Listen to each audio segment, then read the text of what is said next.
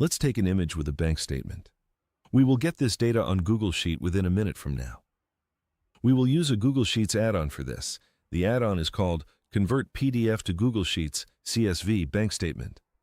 You can install the add-on through the Get Add-ons menu here. After installing, you can find it here under the Extensions menu. Open the add-on and you will see a sidebar in the right.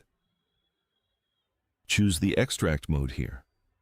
Click Choose File and upload your image. This is the bank statement image we wanted to extract. We've uploaded the image. Now click Extract Data here. Extraction is in process.